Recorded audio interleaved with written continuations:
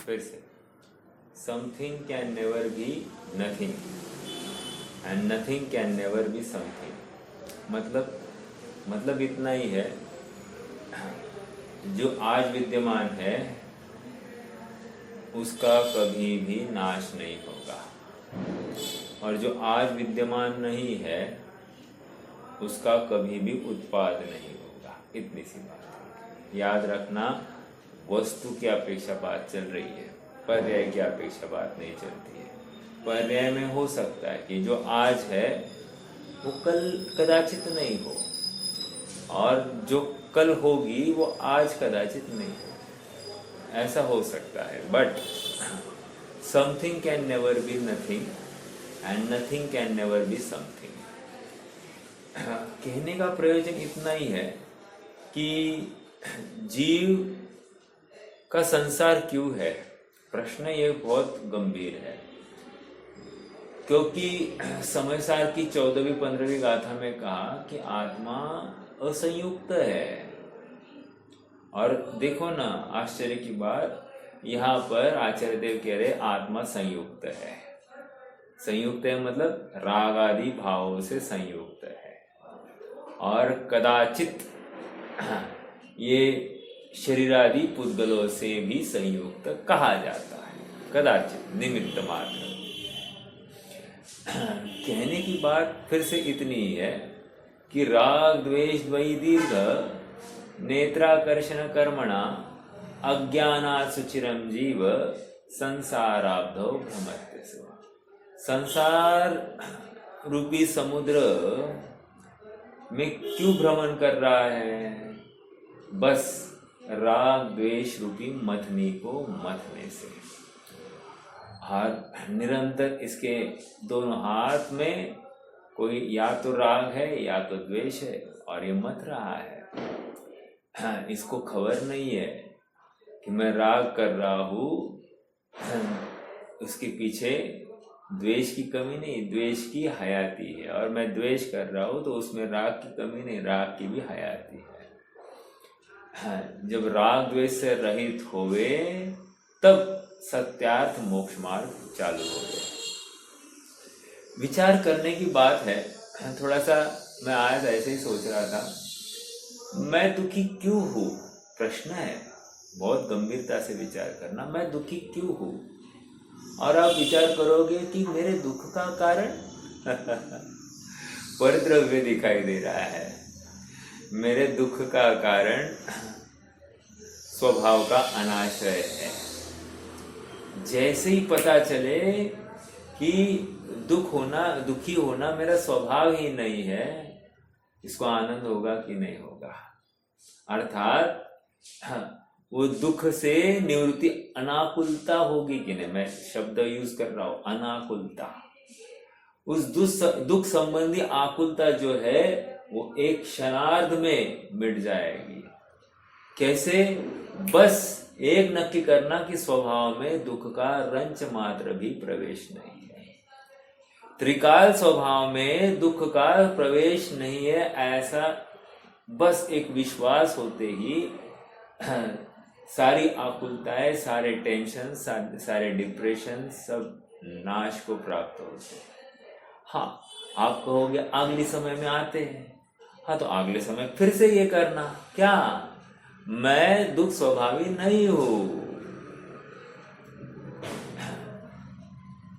उदाहरण अभी यहां पर दिया जाने वाला है टीका में।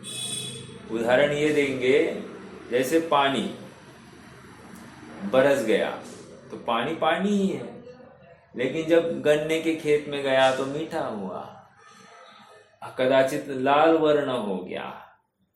कभी आंवले के खेत में गया तो वहां पर कशायला हुआ, उसका वर्ण भी बदल गया।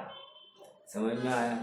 तो पानी का वर्ण बदला, उसका रस बदला, सब हो गया, लेकिन पानी तो पानी ही है। समझ में आया?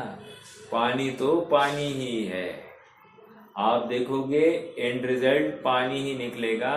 वो रस वो अलग है और पानी पानी में है। उसी प्रकार आत्मा कितने ही विषय कषाय में प्रवृत्ति करता हुआ दिखाई दे रहा है, लेकिन आत्मा उस विषय कषाय से संयुक्त तीन काल में हो नहीं सकता। हाँ, और जो यहाँ पर संयुक्त कहा जा रहा है पर्याय की अपेक्षा कहा जा रहा है, अर्थात पर्याय में दिखाई दे रहा है, बट डीप डाउन आप गहराई में जाइए, आपको गहराई में वहां पर राग द्वेष की रंच मात्र भी प्रवृत्ति दिखाई नहीं देती। एक और उदाहरण देते हैं। उदाहरण ऐसा है कि बोलो समुद्र में लहर आ रही है, वो लहर किसके कारण है? समुद्र के कारण है या हवा के प्रवाह के कारण है?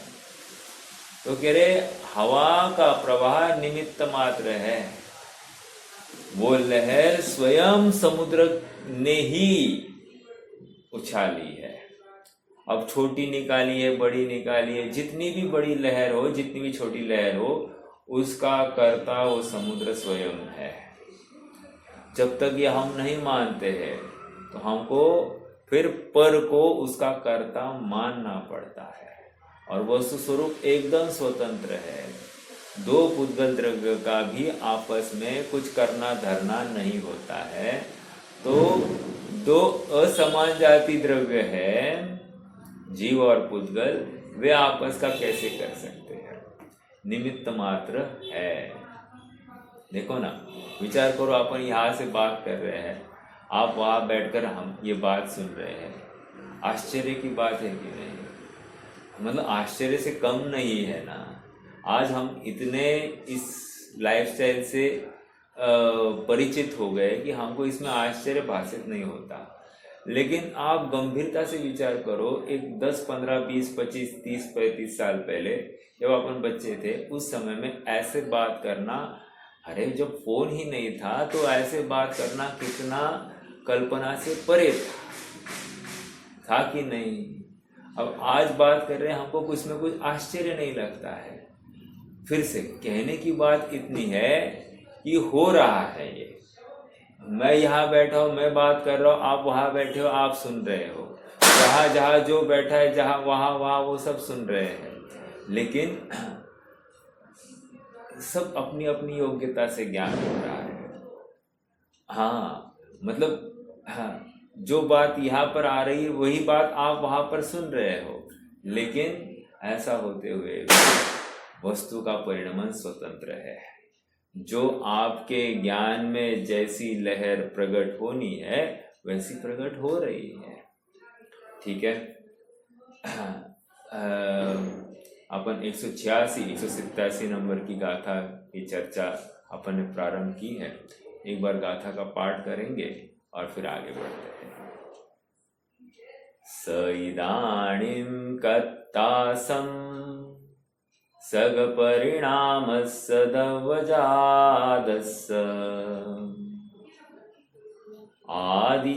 आदियदेकदायिं विमुच्यदेकं मधुनिहिं परिणमदिजदाप्पा सुहं हि असुहं मिरागदोषजुदो तं पविसदिकं मरयं नानावर्णादिभावे।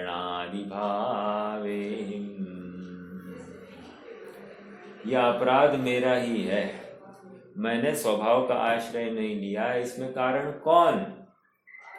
कर्म का उदय नहीं, संयोग नहीं, मैंने स्वयं, मैं भूल स्वयं निज वैभव को पर ममता में अटकाया हूँ। और सुनो, पर द्रव्य ने मुझे जबरदस्ती नहीं की थी कि मेरे प्रति राग जोड़ो, पर द्रव्य ने मेरे प्रति जबरदस्ती नहीं की थी मेरे प्रति द्वेष करो।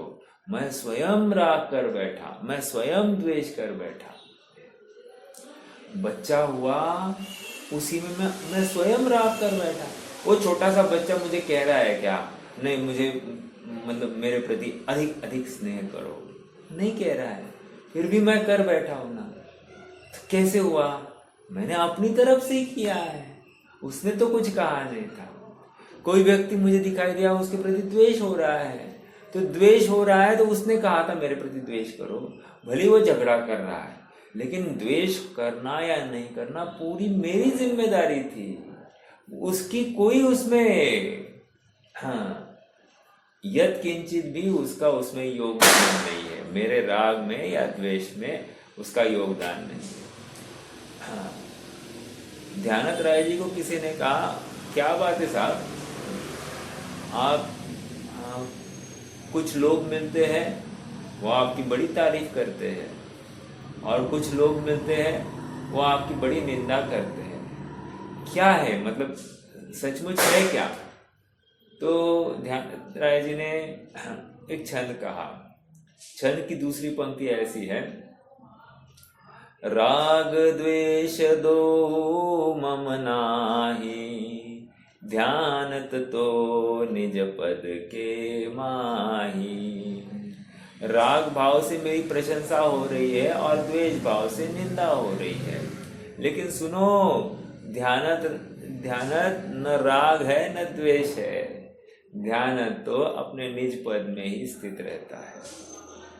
देखो, ये विद्वानों के बोल, आचार्य के बोल हमको समझने पड़ेंगे। कल जैसे कहा था कि यह जीव द्रव्य कभी पुद्गल द्रव्य के साथ में एक में एक नहीं होता, साक मेकत्म वृत्तिम, तादात्म्य वृत्ति को प्राप्त होता ही नहीं है। जब होता नहीं है तो ये राग द्वेष क्यों करता है, प्रश्न है ये। इसी बात को यहाँ पर समझाया जा रहा है। पर पदार्थ मेरे लिए हितकर है या अहितकर है, एक प्रश्न है। मुझे अभी अभी बहुत जन कहने लगे कि क्या बात है भैया, आप बहुत दुबले हो गए। तो मैं कल ऐसे ही बैठे बैठे विचार कर रहा था, क्या हो गया, वर्गणाएं कम ग्रहण होने लग गई, कुछ ज्यादा खिर गई होगी, समझ में आ रहा है क्या? At the end of day शरीर का परिणाम शरीर में हो रहा है। इसको लेकर मुझे कमजोरी हुई ये कहने की आवश्यकता क्या है? मैं जो कहते हो भरपूर हूं, इसमें क्यों हमको विश्वास नहीं होता है? हर अवस्था में अपने को पूर्ण देखना है। उस शरीर ने हमको जबरदस्ती की है क्या कि इस विशिष्ट फॉर्मेट में होगा तो ही मैं अच्छा रहूंगा, इस विशिष्ट फॉर्मेट में रहेगा तो मैं बुरा रहूंगा? ऐसा नहीं है ना। तो तुम्हारा क्या बोल रहा है? राग द्वेष ही तो बोल रहा है ना, और क्या बोल रहा है? बिल्कुल सही है। देखो, मैंने कल परसों भी बताया, मैं हॉस्पिटल गया था और वहां पर एक आदमी ऐसा पूरा जली हुई उसकी काया थी और देखकर एकदम डरावना लगा। डरावना लगने योग्य ही है, क्योंकि हमको धारणा में ये स्वीकार नहीं कि काया ऐसी हो सकती है। हमको काया एक अच्छी चिकनी चुपड़ी रूप में ही हम उसको देखना चाहते हैं, अन्य रूप में हम देखना नहीं चाहते। अब जब ये ऐसी सामने आ गई तो मैं राग द्वेष कर बैठा, ग्लानि कर बैठा। समझ में आया, भय उत्पन्न हुआ। क्यों हुआ? सामने वाले ने थोड़ी कहा था, या उस पुद्गल ने थोड़ी कहा था कि मैं डरावना हूं, वो तो अपने आप में सुंदर है। आश्चर्य कि नहीं? ये थोड़े थोड़े प्रैक्टिकल बातें हैं। मतलब हम जीवन को कैसे सुधार सकते हैं, अपनी सोच कैसे व्यवस्थित कर सकते हैं, ये हमको शिक्षाएं दी जा रही है। देखो, इसका हिंदी अनुवाद पढ़ेंगे और फिर आगे बढ़ेंगे। भव दशा मेरा भव क्या रे भव दशा में रागादि को करता हुआ यह आत्मा रे कर्म रज से कदाचित यह ग्रहण होता छूटता। रागादि युत जब आत्मा परिणमे अशुभ शुभ भाव में, तब कर्म रज से आवरित हो विविध बंधन में पड़े। एक प्रश्न है आप सबसे, आचार्य देव ऐसी डियोपॉली क्यों खेले? डियोपॉली मतलब दो प्रकार से कथन क्यों कर रहे हैं? अभी दो गाथाएं पहले के बैठे थे कि आत्मा राग आदि करता नहीं, अभी कह रहे हैं कि आत्मा राग आदि का करता है। तो ऐसी दो दो बातें आचार्य देव क्यों कह रहे हैं, उनको क्यों ऐसी दोनों अपेक्षाएं खोलने का भाव हो रहा है? मैंने अभी उत्तर तो काफी हद में आपके सामने रख दिया, ऐसा क्यों कर रहे हैं वे? तो इतना ही है कि जब वे कह रहे हैं कि आत्मा राग आदि का करता नहीं, वो स्वभाव का निर्णय करा रहे हैं, और जब वे कह रहे हैं कि आत्मा राग आदि का करता है, तो वे तुम्हारे अपराध बोध का ज्ञान करा रहे हैं। अर्थात तुम्हें जब तक पर्याय में राग आदि भाव भासित हो रहे हैं, तब तक तुम आत्मा के अंदर नहीं हो, आत्मा से बाहर हो। समझ में आ रहा है? और तुम्हारा ध्येय तुम्हारी स्वभाव में पूर्ण स्थिरता है, और पूर्ण स्थिरता करने के लिए बहुत समय लगता नहीं है। तुम्हारी तैयारी ये दिखाएगी कि तुम्हें स्थिरता कितने फास्ट होगी। समझ में आ रहा है क्या? दिवाली का प्रसंग है। दिवाली के प्रसंग में भगवान को जो योग निरोध हो गया है, भगवान की देशना किरणा बंद हो गई है, अब वे पूर्ण रूप से अपने स्वभाव में बैठ गए हैं। हालांकि अभी भी 13वां गुण स्थान है, और जो जब दिवाली होगी अर्थात अमावस की रात हो जाएगी, वहाँ की सुबह मतलब सुबह की घड़ी में वहाँ पर उनका निर्वाण होना है।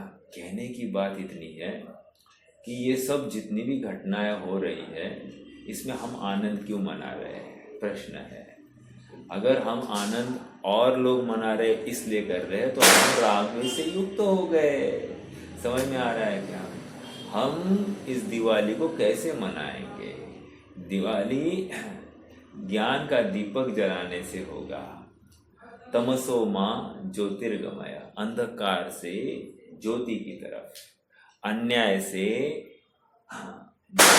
न्याय की तरफ, अनीति से नीति की तरफ, अस्वच्छता से स्वच्छता की तरफ। समझ में आ रहा है? और ये सब जितने भी यहाँ से वहाँ की तरफ कह रहे हैं, अपने उपयोग को ही तो हटाना है। समझ में आ रहा है क्या? राग द्वेष क्या है? कचरा है। और साफ सफाई क्या है? स्वभाव है। इस राग द्वेष रूपी कचरे को हटाते ही मुझमें, ये हटाना मतलब क्या? स्वभाव का आश्रय लेना। स्वभाव में कचरा है ही नहीं, ये नक्की करना, तो राग द्वेष को कोई अवसर नहीं रहता है। नहीं, मैं इसके प्रति राग नहीं करूंगा, इसके प्रति द्वेष नहीं करूंगा, इसके प्रति राग नहीं, ऐसा नहीं वैसा नहीं। कितने जनों को देखोगे? एक स्वभाव को देखो ना, अपने आप सब निपट जाएंगे। समझ में आ रहा है क्या? बहुत सरल उदाहरण देता हूँ। मान लो मुझे 1000 लोगों को मिलना है, तो 1000 लोगों के साथ हस्तांदोलन करूं, या 1000 लोगों को मैं एकमात्र जय जिनेंद्र करूं? कौन सा सही होगा? एक साथ सबको जय जिनेंद्र करना। कहने की बात इतनी है फिर से कि 1000 लोगों के प्रति राग द्वेष का इसकी निवृत्ति करनी है, या एक अपने अरागी स्वभाव का निर्णय करना है। सरल और सच्चा उपाय क्या है? स्वभाव की सन्मुखता है। ठीक है? हाँ जी, देखिए अब क्या कह रहे हैं यहाँ पर।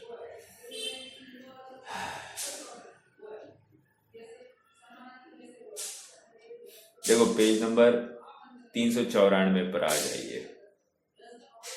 जिस प्रकार, सेकेंड पैराग्राफ, जिस प्रकार नए मेघ जल के भूमि संयोग रूप परिणाम के साथ अन्य पुद्गल परिणाम स्वयं विचित्रता को प्राप्त होते हैं। ये थोड़ा सा समझने के लिए कभी कभी अलग सा लगता है। क्या कह रहे हैं? देखो, जिस प्रकार नए मेघ जल के भूमि संयोग रूप परिणाम के साथ अन्य पुद्गल परिणाम स्वयं विचित्रता को प्राप्त होते हैं, इनको इतना ही कहना है। पानी बरसने पर इस भूतल पर कुछ चेंज दिखाई देता है क्या? दिखाई देता है। क्या दिखाई देता है? हरियाली बढ़ती है, समझ में आ रहा है क्या? काई सब जगह पर फैलती है, और क्या समझ में आया? थोड़ी सी पानी बरसने से फूल आदि आ जाते, फुलवारी आ जाती है, और क्या होता है? जीवों की विशेष उत्पत्ति होती है, होता है कि नहीं? तो ये कह रहे जिस प्रकार नए मेघ जल के भूमि संयोग रूप परिणाम के साथ, दो बातें बता रहे, मेघ जल और भूमि संयोग, ठीक है? इसके साथ क्या क्या हो गया? पुद्गल परिणाम स्वयं विचित्रता को प्राप्त हो गया। उसी प्रकार आत्मा मतलब क्या? मेघ जल, मतलब आत्मा के परिणाम, ये मेघ जल, और उसमें शुभ अशुभ परिणाम के समय कर्म पुद्गल परिणाम, आई एम वेरी सॉरी, आत्मा के शुभ अशुभ परिणाम, ठीक है, एक, और कर्म पुद्गल के परिणाम स्वयं विचित्रता को प्राप्त होते हैं। आत्मा का स्वभाव और ये परिणाम होते ही क्या हो गया? वहां पर कर्म पुद्गलों का स्वयं यहाँ पर बंधन पाया जा रहा है। ये जीव ने परिणाम किया और वे स्वयं आकर बैठ गए। मतलब उदाहरण क्या दिया? मेघ वर्षा का भूमि का संयोग। उसी प्रकार यहाँ पर क्या करे? जीव का परिणाम, आत्मा से विमुख हुआ परिणाम, और यहाँ पर पुद्गलों का समूह इस जीव के साथ एक क्षेत्रावगार हुआ। और सुनो ना, जितना परिणाम किया है ना उतने अनुपात में ही बंद हुआ है, वैसे का वैसे ही हुआ है। आश्चर्य की बात है ना। कल मेरा एक भांजा आया था, वो उसने कुछ नई टेक्निक चालू की है। टेक्निक मतलब क्या? वो डेली 10,000 कदम वॉकिंग कर रहा है। तो मैंने कहा तू गिनता कैसे है? तो उसने कहा देखो मेरे पास में सैमसंग का मोबाइल है और इसमें एक ऐप है, वो हेल्थ ऐप में मैंने डाउनलोड किया है, और मैं कितना मुझे काउंट करना नहीं पड़ता, वो काउंट कर लेता है। अब देखो आश्चर्य की बात है कि नहीं? मतलब चल मैं रहा हूँ और गिन रहा है वो मोबाइल। एक दूसरी बात, मान लो अपना ऑक्सीमीटर होता है ना, ऑक्सीमीटर अभी मेरे नाखून के ऊपर लगाया जाए तो ऑक्सीजन का मात्रा, मतलब शरीर में ऑक्सीजन की मात्रा कितनी है वो ऑक्सीमीटर दिखा रहे हैं। अनेक बातें हैं, बाकी सब बीपी सब मैं समझ रहा हूँ। मुझे तो ये बात कहनी है कि वो परद्रव्य में कैसे प्रवेश कर गया मेरा ऑक्सीजन लेवल? वो परद्रव्य में कैसे पता चला कि मैं इतना चला हूँ? चल रही है बात, निमित्त नैमित्तिक संबंध कितना घना है, आप समझ रहे हैं क्या? उसी प्रकार क्या ऐसा नहीं हो सकता कि जीव ने यहाँ पर परिणाम किया और वहां पर कर्म पुद्गल बराबर जीव के साथ एक क्षेत्रावगार संबंध बनाए रख रहे हैं? और सचमुच अच्छा है कि वो जीव के साथ एक क्षेत्रावगार संबंध बना रहे हैं। क्यों? क्योंकि यहाँ वहां नहीं जाएंगे, एक, और दूसरी बात जीव का अपराध हुआ है उसका परिचय है। समझ में आ रहा है क्या? अगर कर्म पुद्गल नहीं बनते तो जीव ने अपराध किया ये भाषित ही नहीं होता। ये बंद हुआ है इसलिए जीव ने अपराध किया है। ठीक है? हाँ, याद रखना, कोई भी बंध अच्छा नहीं है, कोई भी बंध अच्छा नहीं है। चाहे वो ज्ञानी करे चाहे वो अज्ञानी करे, बंध तो बंद ही है। ठीक है? हाँ, आगे बढ़ते हैं। जिस प्रकार नए मेघ जल के भूमि के संयोग में आने पर अन्य पुद्गल स्वयं में विचित्रता को प्राप्त हरियाली, कुकुरमुत्ता और इंद्रगोप आदि रूप परिणमित होते हैं, उसी प्रकार जब यह आत्मा राग द्वेष के वशीभूत होता हुआ शुभाशुभ भाव रूप परिणमित होता है, तब योग द्वारों से प्रविष्ट होते हुए अन्य कर्म पुद्गल स्वयं में विचित्रता को प्राप्त ज्ञानावरणादि भाव परिणमित होते हैं। ये एक्चुअली अपन ने पढ़ा है। क्या क्या? हरियाली, कुकुरमुत्ता is a type of fungus. मुझे एक भाई ने अपने प्रवचन सुने तो उन्होंने ये बताया। और इंद्रगोप मतलब वे पैसे जो कह रहे थे वही है। आदि रूप परिणमित होते हैं। उसी प्रकार जब यह आत्मा राग द्वेष के वशीभूत होता हुआ अर्थात स्वभाव से छूट गया है, राग द्वेष के वशीभूत होता हुआ शुभाशुभ भाव रूप परिणमित होता है, तब योग द्वारों से प्रविष्ट होते हुए अन्य कर्म पुद्गल स्वयं विचित्रता को प्राप्त ज्ञानावरणादि भाव रूप परिणमित होते हैं। ये ज्ञानावरणादि भाव ये मेरे अपराध का परिचायक है। आइए अभी अपन थोड़ा सा स्वामी जी के भाव को पढ़ेंगे। पेज नंबर 397 पर आ जाइए। हाँ, जिस प्रकार मिल रहा है क्या, सेकेंड पैराग्राफ। जिस प्रकार समुद्र की लहरें पवन के कारण नहीं उठती, मैंने अभी चर्चा की थी, वो यही बात है। समुद्र की लहरें क्यों उठी है? स्वयं की योग्यता से उठी है। एक उसी प्रकार आत्मा की पर्याय में हुए मिथ्यात्व, अविरति, प्रमाद, कषाय तथा योग के परिणामों को जीव स्वयं की योग्यता से करता है। कर्म, काल अथवा बाहर के संयोग उन परिणामों को नहीं कराते। वे परिणाम स्वयं को न जानने के कारण होते हैं। उसी समय लक्ष्य यदि पर पदार्थ अथवा कर्म के ऊपर हो तो उनको निमित्त कहा जाता है। समझ में आ रहा है क्या? अब हमारे पास में ये जब स्टेटमेंट्स आ रहे हैं तो फिर कौन सा परिणाम सही है और कौन सा परिणाम गलत है, इसकी एनालिसिस करने की भी ताकत आप में होनी चाहिए। जैसे विष्णु कुमार ने जो परिणाम किया था मुनियों के ऊपर उपसर्ग दूर करने का भाव, वो सही था या गलत था? प्रश्न एक। हाँ, मुनियों ने कोई चमत्कार नहीं किया, वे वहीं पे उपसर्ग को झेलते रहे, तो ये उन्होंने सही किया या गलत किया? दो। समझ में आ रहा है क्या? ये हमको नक्की करना पड़ेगा। तीसरा प्रश्न, कीर्तिधर और क्या है वो, सुकौशल, राइट? तो सुकौशल को शालिनी खा रही है और कीर्तिधर वहां पर बैठे देख रहे हैं मतलब जान रहे हैं।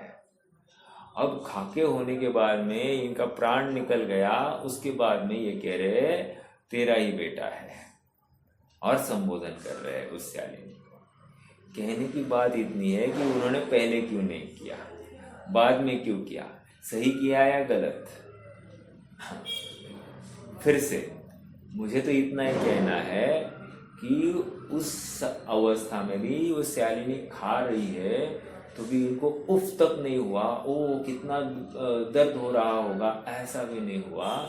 ये अपने स्वरूप में स्थिर हो गए, स्वरूप मंथर हो गए हैं। विचार करना कि वो कैसी अद्भुत दशा होगी, उस स्वरूप की भावना कितनी तीव्र होगी कि बाजू में बैठे जीव को खाया जा रहा है, उनको भय नहीं लगा, उनको उस प्राणी के प्रति द्वेष नहीं हुआ। दोनों बातें नहीं, तो स्वयं अपन खाए जाएंगे, इसके बाद मेरा नंबर बराबर, और दूसरा मेरे बाजू वाले को, मेरे सहचारी साधु को खा रहे हैं, दूसरा उनको बचाने का भाव नहीं हुआ, उनके लिए कोई मंत्रादि का प्रयोग करने की बात नहीं हुई। समझ में आ रहा है क्या? हमको कितने प्रश्न हो सकते हैं ना, कुछ भी करने का भाव नहीं होता है। ऐसी वो अद्भुत मुनि दशा, जब मुनि अवस्था में ही, सशरीरी अवस्था में भी इतना विरक्त रह सकता है, हो सकता है जीव, तो आत्म भावना की सामर्थ्य आपको ख्याल में आ रही होगी। समझ में आ रहा है? मैं एक ज्ञानानंद स्वभावी वस्तु हूँ और अपने में पूर्णतया जम जाना, अप्रभावित रहना, ये मेरा स्वभाव है। इसलिए डॉक्टर साहब ने जो अपनी किताब लिखी है कि लोकालोक को जानते हुए अप्रभावित रहते हैं और अप्रभावित रहते हुए लोकालोक को जानते हैं। साधारण बात नहीं है ना। एक बात जानने में आई तो उसकी उसमें इष्ट अनिष्ट कल्पना होती है कि नहीं? होती ही है।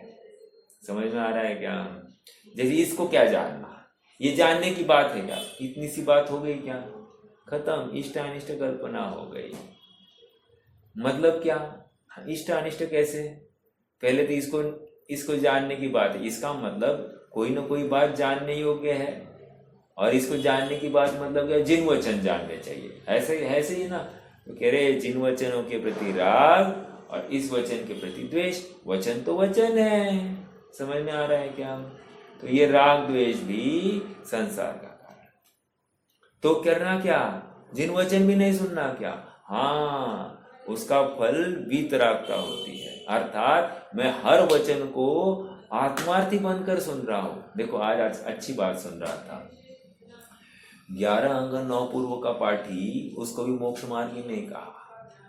जब 11 अंग 9 पूर्व के पाठी को मोक्ष मार्गी ने कहा, और हम थोड़े से ज्ञान में थोड़ा सा ज्ञान पता चला, ये शुभ भाव या अशुभ भाव, या ऐसा ये वैसा, इसमें कितने संतुष्ट होते हैं? होते कि नहीं होते? यहाँ पर समझा रहे तो जहाँ पर खड़ा है वो आत्मा नहीं है, वो अनात्मा है। और निश्चित ही तू राग द्वेष कर रहा है। संतुष्ट हुआ है ना, अपद में संतुष्ट हुआ है ना, तो तुझे राग द्वेष हो रहे हैं। और राग द्वेष हो रहा है, इसका मतलब तू कर्म बंधन को प्राप्त हो रहा है, तू अपराध कर रहा है, स्वभाव को ध्यान नहीं रहा है। भले स्वभाव के बारे में तेरी चिंतन चल रही होगी, लेकिन स्वभाव को नहीं ध्यान रहा है तो बंधन हो रहा है मेरे भाई। ऐसी बात है, ठीक है? देखो, जिस प्रकार समुद्र में लहरें पवन के कारण नहीं उठती, स्वयं की योग्यता से उठती, अंडरलाइन द वर्ड योग्यता, उसी प्रकार आत्मा की पर्याय में हुए मिथ्यात्व, अविरति, प्रमाद, कषाय तथा योग के परिणाम को जीव स्वयं की योग्यता से करता है। हाँ, कर्म काल तथा बाहर के संयोग के परिणामों को नहीं कराते, वे परिणाम स्वयं को न जानने के कारण होते हैं। उस समय लक्ष्य यदि पर पदार्थ अथवा कर्म के ऊपर हो तो उनको निमित्त कहा जाता है। काय का निमित्त कहा जाता है? राग आदि भावों का। समझ में आया? लेकिन हुआ किससे है? जीव के स्वयं की योग्यता से हुआ है। अगर जीव में वो योग्यता नहीं होती तो जीव में राग द्वेष नहीं दिखाई देते। उदाहरण देता हूँ, जैसे लोहा है, लोहे में ऐसी योग्यता है कि वो अग्नि से संयुक्त होवे, इसलिए वो गर्म भी होता हुआ दिखाई देता है, राइट? उसी प्रकार यहाँ पर कह रहे हैं जीव में योग्यता है विकार रूप परिणमित होने की। उस पर्याय में ऐसी योग्यता है विकार रूप परिणमित होने की, इसलिए विकार से युक्त पाया जा रहा है। उसको स्वरूप की भ्रांति हो गई है। निगोद के जीव की, हाँ ये अच्छे करते हैं, निगोद के जीव को तीव्र कर्म का उदय है इसलिए विकार करता है, ऐसा नहीं है। और संगी जीव को कर्म का उदय मंद है इसलिए धर्म का पुरुषार्थ करता है, ऐसा भी नहीं है। ये परिणाम स्वयं के द्रव्य में से बहते हैं, पर के कारण नहीं। अर्थात स्वरूप की रुचि ही वो आधार है और स्वरूप की अरुचि ही भटकने का आधार है। समझ में आया? आगे, इस कारण इस प्रकार पर का लक्ष्य करके आत्मा स्वयं विकार उत्पन्न करके मिथ्यात्व राग द्वेषादि का करता होता है। स्वयं मेरी अपराध है ना? क्या है वो? हाँ, भूल मेरी अधिकाई, लोहा सहे घनघात, अग्नि की संगति पाई।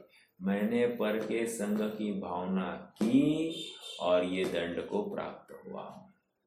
समझ में आ रहा है क्या? मैंने गेट टुगेदर्स, मैंने दीपावलियाँ मिल कर मनाई है, मिष्टान्न बना बना कर, ये सब क्या है? बंधन के कारण है। समझ में आ रहा है क्या? हाँ, आजकल तो कहते हैं ना मिठास का बंधन, जो कुछ है, हाँ, मतलब कुछ देकर इस बंधन को और दृढ़ करे, ऐसा एड्स भी आती है। और उस बंधन को हम अपराध मानते भी नहीं है। यहाँ पर कह रहे अबंध मेरा ऐसा स्वभाव है, उस स्वभाव को जानना ही सच्चा प्रयास है, पुरुषार्थ है। इस प्रकार पर का लक्ष्य करके आत्मा स्वयं विकार उत्पन्न करके मिथ्यात्व राग द्वेषादि का करता होता है। यहाँ किसी थर्ड पर्सन की बात नहीं चल रही है, यहाँ मेरी बात चल रही है। हमको अगर लग रहा है कि ये किसी और की बात चल रही है और हमको अपराध बोध भी भाषित नहीं हो रहा है, तो I am very sorry to say, ये अपने को कह रहे हैं तू पापी है, तू अपराधी है। समझ में आ रहा है क्या? और बहुत बड़ी बात नहीं, ये ग्रंथ लिखने का भाव भी अनात्मा है, रागादि है। और आचार्य देव स्वयं कह रहे मैं अपराधी हूँ। कितनी बड़ी बात है ना। ये हमको अभ्यास करना पड़ेगा, मतलब कौन सा भाव और किस जाति का, इसको तो अच्छा कहो, इसको तो अच्छा कहो। मतलब हमारी जिद क्या है, थोड़े से शुभ भाव भी दिखाई दिए हम उसको अच्छा कहवाना चाहते हैं, अर्थात उसको मोक्ष मार्ग ही मानने लगते हैं, लेकिन वो मोक्ष मार्ग नहीं है। ठीक है? हाँ, जैसे थोड़ा सा मुनि का आहार कराया, राइट? ये भाव कौन सा है? मुनि को आहार कराया, ये कौन सा भाव है? शुभ भाव है, आत्मा से बाहर है, तो ये बंध का ही कारण है। समझ में आ रहा है क्या? तो आप कहोगे फिर करना कि नहीं करना? भूमिका में वो भाव आए बिना रहता नहीं है। श्रावक की भूमिका में ऐसा भाव आता ही आता है, लेकिन उसको आदरणीय मानना ये किसने कहा? समझ में आ रहा है क्या? वो क्रिया देखो, और एक बात, क्रिया हो गई उससे बंद नहीं हो रहा है। मान लो मैं आहार खिलाने की क्रिया हो रही है, उससे बंद हो ही नहीं रहा है। बंद कैसे हो रहा है? अशुद्ध उपयोग सो। अशुद्ध उपयोग मतलब क्या? शुभ अशुभ भाव। शुभ अशुभ भाव के माध्यम से मुझे बंद हो रहा है। समझ में आ रहा है? तो वहां पर फिर खिलाने का भाव हो या कुछ भी हो, बंद तो हो रहा है। विचार करना इन बातों का। आगे देखो,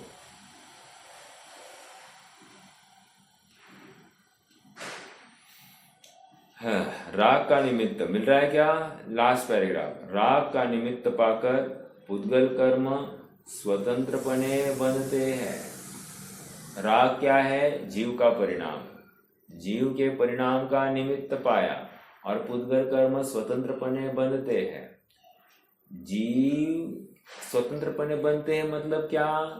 वहां पर वे जो उनका बंधन के योग्य फॉर्मूला जो है, द्विआदि गुणा नाम, तो समझ में आ रहा है क्या? न जघन्य गुणा नाम, ये सब वहां पर पैरामीटर्स फिट होने चाहिए, तब जाकर उन पुद्गलों में आपस में बंधन होगा। ठीक है? हाँ, जीव जब रागादि रूप परिणाम करता है, तब नवीन कर्म परमाणु उन परिणामों का निमित्त पाकर आत्मा को के एक क्षेत्र में बंधते हैं। आत्मा के एक क्षेत्र में बंधते हैं मतलब आत्मा के साथ एक क्षेत्रावगाही संबंध करते हैं।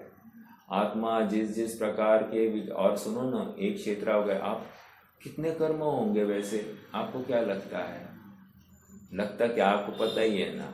जैसे कर्म देखा जाए तो एक ही है, फिर उसके भेद घाती अघाती के रूप में 2, फिर उसके और उत्तर भेद, यानी घाती के 4 और अघाती के 4, 8, फिर उसके और उत्तर भेद, यानी घाती के 47 और अघाती के 101, तो टोटल हो गए 148।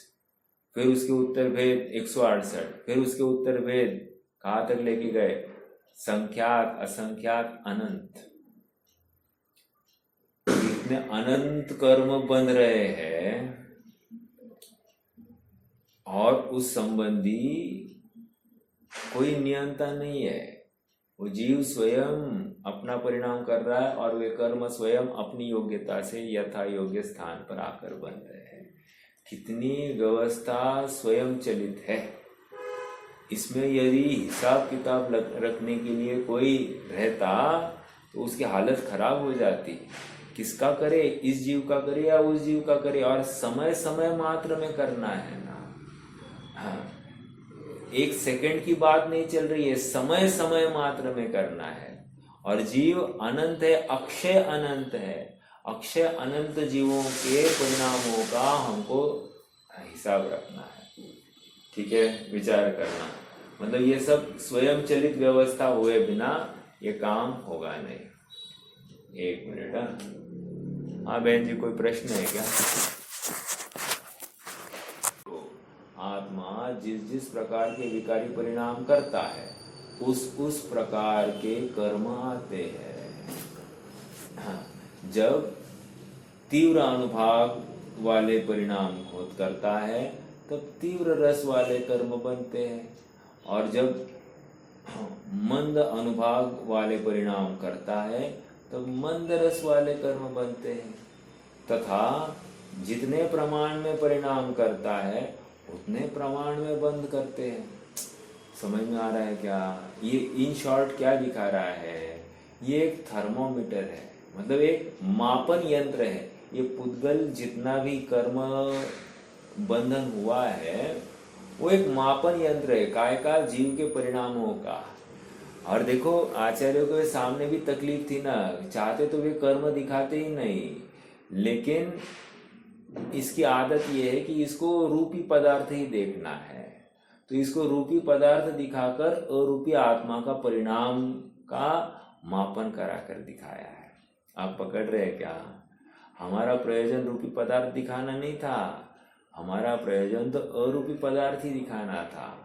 लेकिन चूंकि तुम्हारी जिद है कि मुझे कुछ दिखाई नहीं दे रहा है तो मैं कैसे यकीन करूं, तो उसको दिखाया जा रहा है, देख भाई ये परिणाम और ये कर्म, ये परिणाम और ये कर्म। दिन रात शुभाशुभ भावों से मेरा व्यापार चला करता, मानस वाणी अरु काया से आश्रव का द्वार खुला रहता। वही तो बात कह रहे हैं ना, दिन रात शुभाशुभ भावों से। शुद्ध भाव कहा क्या? नहीं कहा। शुभाशुभ भाव अच्छा भाव था, लेकिन शुभ भी भाव था ना। उस शुभ भाव से क्या हुआ? शुभ बंद हुआ, मंद प्रमाण में बंद हुआ ना बंद, मैं बंधन को प्राप्त हुआ ना। अर्थात अखंड आत्मा तो ध्याया नहीं ना, बंद स्वभावी आत्मा ही ध्याया ना, अबंध स्वभावी आत्मा नहीं ध्याया। समझ में आ रहा है क्या?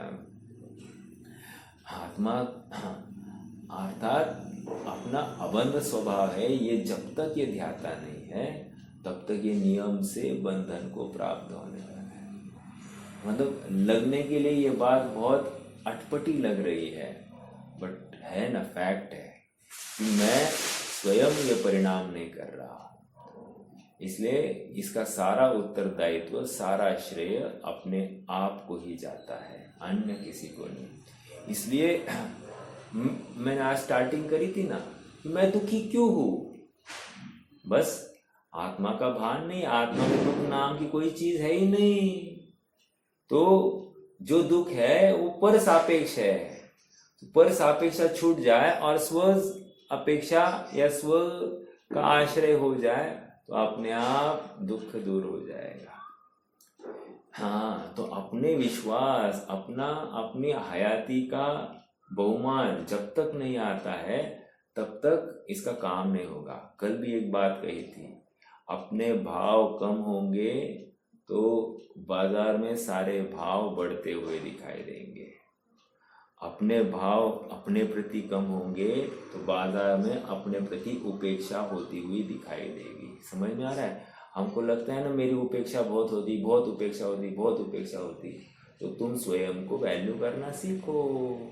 वैल्यू क्या करना साहब? नहीं, अब एग्जाम्पल है थोड़ा सा। मान लो सचमुच कोई आकर मेरी निंदा मुझे बहुत भला बुरा कह कर जाए। आपको पता है हमारे बाजू वाले थे, तो श्रेयांश जब छोटा था तो मैं उसके साथ में बहुत सख्त रहता था, अनुशासन जरा विशेष था उसकी नींव स्ट्रांग करने के पीछे। तो मेरी ये अनुशासन प्रियता देखकर मेरे बाजू वाले ने मुझे कहा तुझे तो नरक में भी जगह नहीं मिलेगी, आप समझना। उन्होंने मुझे कहा तुझे नरक में भी जगह नहीं मिलेगी, तू ऐसा इतना कठोर और तेरे परिणाम इतने तीव्र है। मुझे इतना ही कहना है, किसी ने अपने को कुछ कहा इसको लेकर हमको क्यों इतनी वैल्यू करनी। हम जिनवानी के अनुसार चलेंगे, हमारे परिणाम किस जाति के ये हम माप सकते हैं। एक दूसरे ने कहा इसलिए मेरे परिणाम बिगड़े हुए हैं, या दूसरे ने कहा इसलिए मेरे परिणाम सुधरे हुए हैं, ऐसा बिल्कुल नहीं भ्रम पर, राइट। जैसा जिनवानी में कहा है वैसा है कि नहीं ये विचार करना। एक दूसरी बात यह है कि आत्मा में नहीं है तो वे आदरणीय तो नहीं है, लेकिन भूमिका के अनुसार वो होते हैं, लेकिन वे करने योग्य है ऐसा नहीं, एक आत्म भावना ही करने योग्य है। आप पकड़ रहे क्या? अर्थात सुखार्थी को निरंतर आत्म भावना की इतनी पड़ी होती है, वो निरंतर आत्मा के तरफ झुकता हुआ उसका उपयोग होगा। अर्थात मैं शुद्ध हूँ, मैं जाननहारा हूँ, मेरे में राग द्वेष नहीं है, मैं क्षमा स्वभावी हूँ, मैं मार्दव स्वभावी हूँ, मैं आर्जव स्वभावी हूँ, मैं शौच स्वभावी हूँ, मैं सत्य स्वभावी हूँ, ऐसा उसको विश्वास होते जाता है। समझ में आ रहा है क्या? राग द्वेष मुझ में नहीं है, बुढ़ापा जवानी मुझ में नहीं है, स्त्री पुरुषत्व मुझ में नहीं है, ये विश्वास होते जाता है। और ये विश्वास स्वभाव का आश्रय लेकर आता है। कल्पना विकल्प में ये सब कहता रहेगा दिन भर, जैसे वो स्वयं को पुरुष अनुभव रहा है तो उसी समय कहेगा मैं ये पुरुषत्व ये पौद्गलिक है, मैं पुद्गल को देखकर स्वयं को पुरुष मान रहा हूँ, मैं तो आत्मा हूँ। समझ में आ रहा है क्या? यद्यपि आत्मा को भी पुरुष ही कहा जाता है, पुरुषार्थ सिद्धि उपाय, लेकिन मेरी मान्यता उस द्रव्य पुरुष वेद की तरफ से है, या वो अंदर की फीलिंग की तरफ से है, आत्मा की तरफ से मैं मेरा परिचय नहीं कर रहा हूँ, और यही अपराध है। समझ में आ रहा है क्या? ऐसे बारंबार स्वयं को चेताना, इसको कह रहे तत्व निर्णय, इसको कह रहे तत्व चिंतन, दिन रात आत्मा का चिंतन। तो आत्मा का चिंतन कैसे होगा? ये इस प्रकार, जो विकल्प खड़ा हुआ उस विकल्प की एनालिसिस करेगा। क्या कहा फिर से?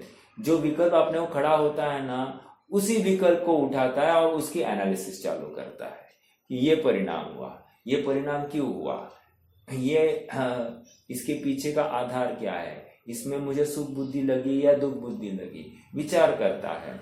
सुख बुद्धि का कारण क्या है, इसका मतलब मुझे पर संबंधी अपेक्षा है क्या, भविष्य संबंधी अपेक्षा है क्या, वांछा है क्या, ये सब की एनालिसिस वो स्वयं निष्पक्ष बुद्धि से करता है। समझ में आ रहा है क्या? अपना मोक्ष मार्ग अपने हाथ में है, दूसरों के हाथ में नहीं है। ठीक है, एक आगे चलिए।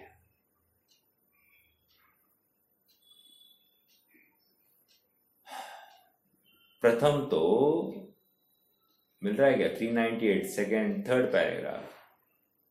प्रथम तो ये बीच का पढ़ा क्या अपन ने? वैसे वही बात रिपीट हो रही है, अपन डायरेक्ट यहाँ पर आए। प्रथम तो जीव को निश्चित करना चाहिए, तीसरा पैराग्राफ। प्रथम तो जीव को निश्चित करना चाहिए कि प्रत्येक पर्याय स्वतंत्र होती है। महत्वपूर्ण बात आ रही है, प्रत्येक पर्याय स्वतंत्र है। प्रत्येक पर्याय स्वतंत्र है मतलब क्या कह रहे हैं? वो मेरे अधीन नहीं है, मेरे अधीन मतलब आत्मा के अधीन नहीं है, वो स्वतंत्र है। अर्थात कौन से समय में कौन सी पर्याय आनी है वो उस पर्याय की अपनी योग्यता है, ये कह रहे हैं। यदि आत्मा के अधीन होती तो, आत्मा मतलब आठवें नय का विषय वाला आत्मा की बात चल रही है, वो प्रमाण के विषयभूत आत्मा की बात नहीं चल रही है। आठवें नय के विषयभूत आत्मा के आश्रित ये पर्याय का परिणाम होता तो क्या प्रॉब्लम होती? श्रेयांश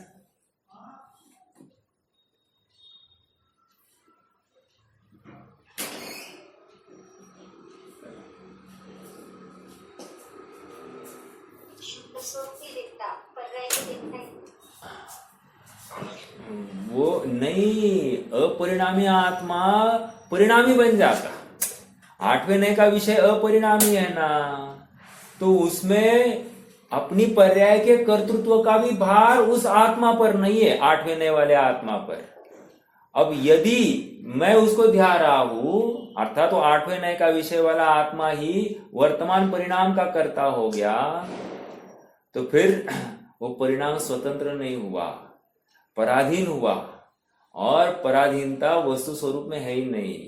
कैसे पता चला साहब? अरे जैसे हमको पर्याय सत, गुण सत, द्रव्य सत ये सुना है कि नहीं सुना है? तो पर्याय सत जब कहा है हमने, तो जो पर्याय सत कह ही रहे हैं, तो स्वतंत्रता किस रूप में है? स्वतंत्रता वो बिल्कुल भी आठवें नए के विषय की अपेक्षा नहीं रखती है। वो पर्याय वो स्वयं का आधार लेकर खड़ी हुई है, ये स्वतंत्रता है। और सुनो, ये आठवें नए का विषयभूत आत्मा ये उस पर्याय की अपेक्षा नहीं रखता। हालांकि दोनों एक वर्तमान पर्याय के ही भाव है। एक वर्तमान पर्याय मतलब द्रव्य मतलब आठवें नए का विषय, और उत्पाद मतलब ये वर्तमान वर्तने वाली पर्याय। आप पकड़ रहे हैं क्या मेरी बात को, या बहुत कठिन जा रही है? फिर से, द्रव्य जो है ना, उत्पाद वे द्रव्य युक्तम सत हम कहते हैं कि नहीं? तो उत्पाद वे होती है वो पर्याय, राइट? और द्रव्य भी एक पर्याय ही है, लेकिन वो त्रिकाल एक जैसी है, इसलिए वो आठवें नए का विषय बन गई। और ये उत्पाद वे हो रही है, इसलिए ये पांचवें, छठवें, सातवें नए का विषय बन गई। समझ में आ रहा है क्या? थोड़ा सा विचार करना, चिंतन करना, मात्र रकाना पूर्ति नहीं करना, जस्ट फिजिकल अटेंडेंस नहीं रखना, बारंबार वस्तु स्वरूप का चिंतन करना, वस्तु विचारत ध्यात, मन पावे विश्राम। मन विश्राम कब प्राप्त होगा? विश्राम को कब प्राप्त होगा? जब वो चिंतन यथार्थ करे, अयथार्थ चिंतन करे और विश्राम प्राप्त होगा, ऐसा नहीं है। जैसे बहुत से लोग रिटायर हो जाते हैं। कल परसों हमारे बाजू वाली बिल्डिंग में एक आदमी किसी से फोन पर बात कर रहा था।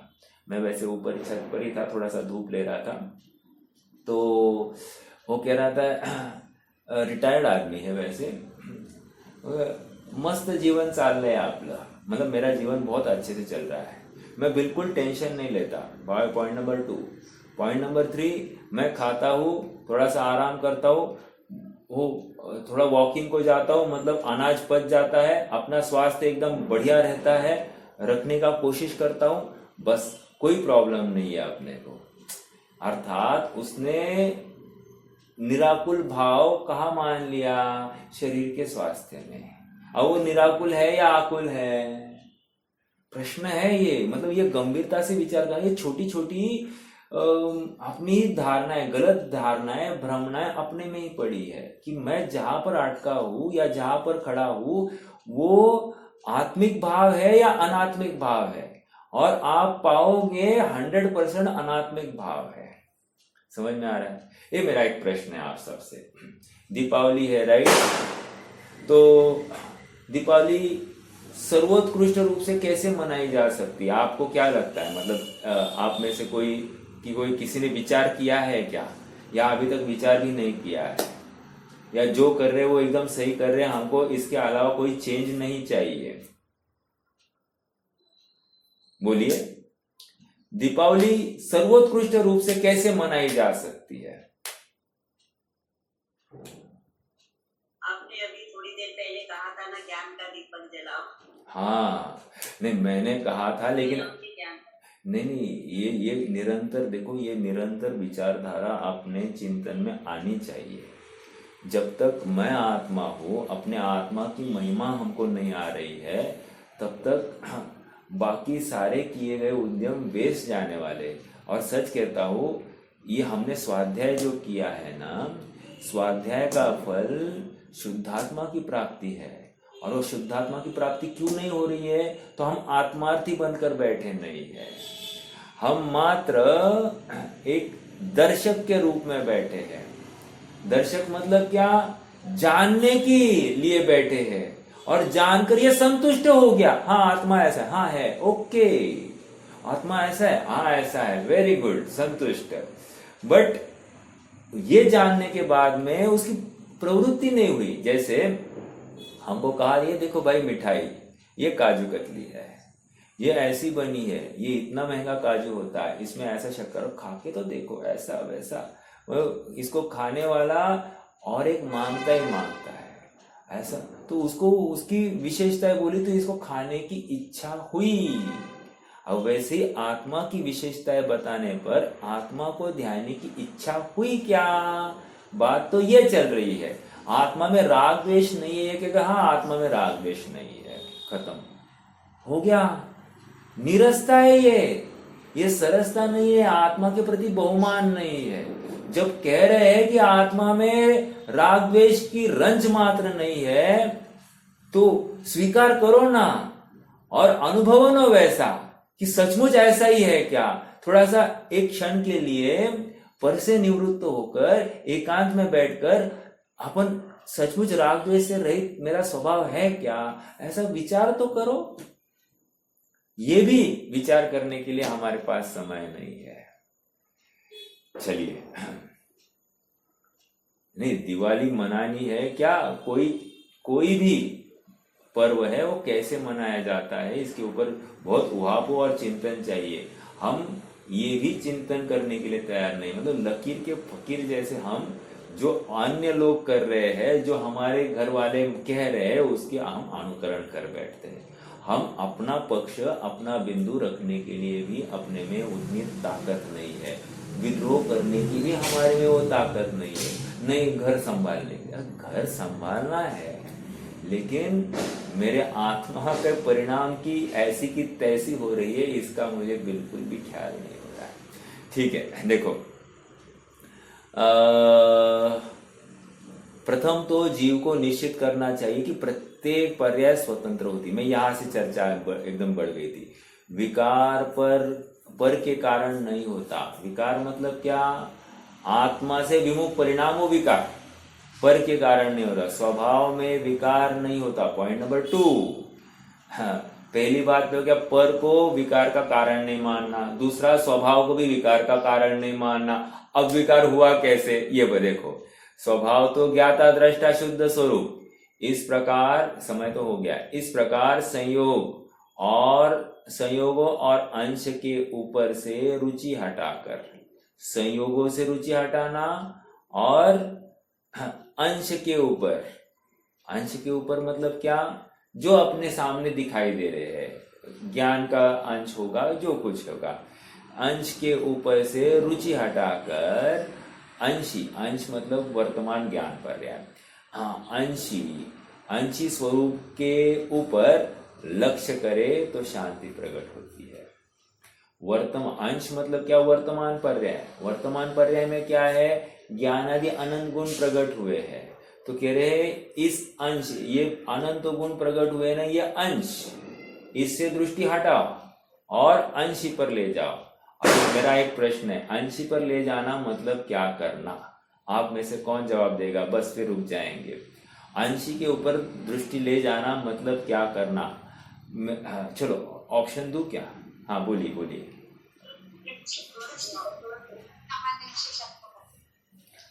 सामान्य विशेषात्मक आत्मा वो अंश है या अंशी है? अंशी है। और मेरा अगला प्रश्न, सामान्य विशेषात्मक आत्मा पर दृष्टि लेकर जाओगे तो आपको आत्मानुभव होगा क्या? ऐसा लगता है क्या आपको? दृष्टि का विषय जो है ना, हाँ अंशी की तरफ जाना। हाँ, तो मैं वही प्रश्न पूछ रहा हूँ। पहली बात तो ये क्लियर कर दूं कि दृष्टि का विषय वो सामान्य है, दृष्टि का विषय विशेष नहीं होता। तो सामान्य विशेषात्मक आत्मा नहीं कहना है अपने को, सामान्य की ओर दृष्टि ले जानी। एक दूसरा प्रश्न ये है कि वो सामान्य जो है वो अंश है या अंशी है?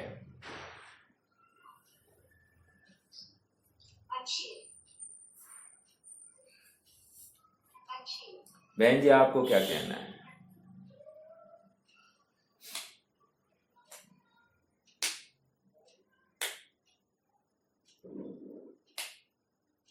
तक सोचा नहीं है?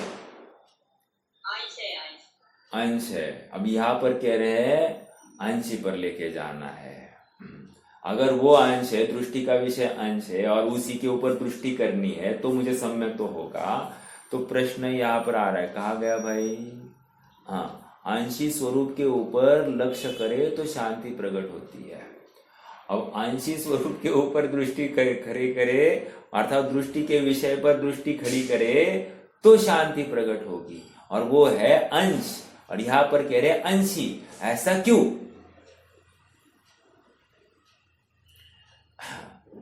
देखो, स्वरूप उसकी त्रिकालता है ना, उसके आश्रय से इस जीव को सम्यक्त्व आदि पर्याय उसके प्रकट होने वाली, केवल ज्ञान आदि होने वाला है। ये शुद्ध का आश्रय से होने वाला है, इसलिए इसको अंश ही कहा है। हालांकि वो अंश है, ये याद रखना है, लेकिन अंश ही नहीं कहेंगे तो इसमें वो ताकत नहीं आएगी। अगर अंश ही कहेंगे तो इसमें वो ताकत नहीं आएगी। तो इसको वो अंश ही कहकर इसकी पर्याय में वो ताकत भरी जा रही है। तो ये झूठ हो गया ना? झूठ नहीं है, प्रयोजन परक सत्य है। समझ में आ रहा है क्या? हमारा प्रयोजन की सिद्धि करनी है ना, तो इसलिए ये सत्य है। ठीक है, चलिए आज के लिए रुकते हैं। कोई प्रश्न है तो रख सकते हैं, नहीं तो